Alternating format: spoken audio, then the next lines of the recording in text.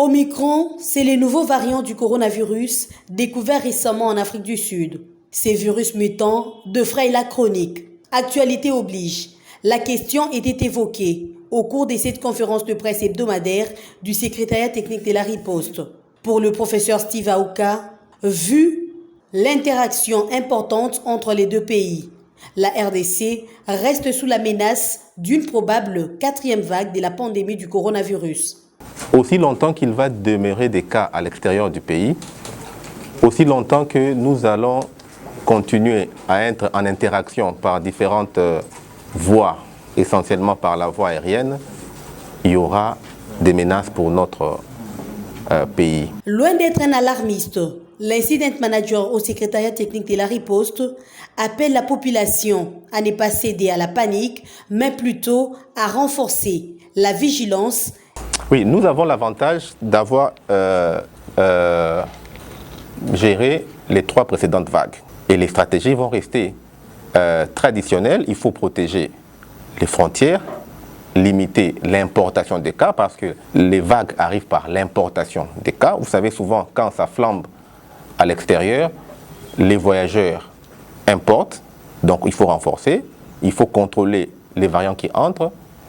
Il faut en même temps aussi se préparer à l'hôpital pour que les malades qui vont arriver puissent avoir de l'oxygène, puissent avoir des médicaments contre les comorbidités, de manière à ce que même si on arrive à l'hôpital, qu'on en sorte vivant et qu'on minimise la létalité.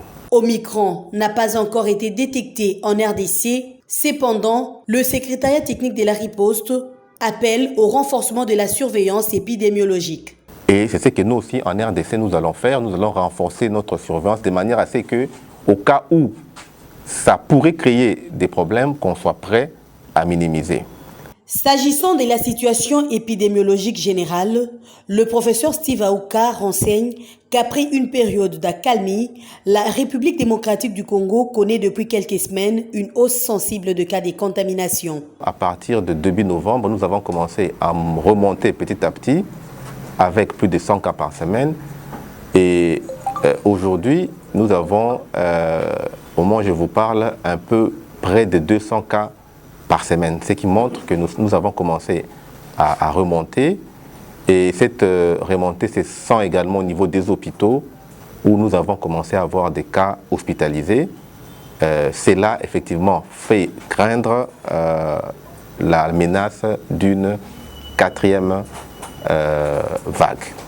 Face à cette menace imminente, la population congolaise dans son ensemble est invitée à se faire vacciner davantage pour renforcer l'immunité collective et minimiser l'impact de la maladie en cas d'une éventuelle 4e vague de la pandémie du coronavirus.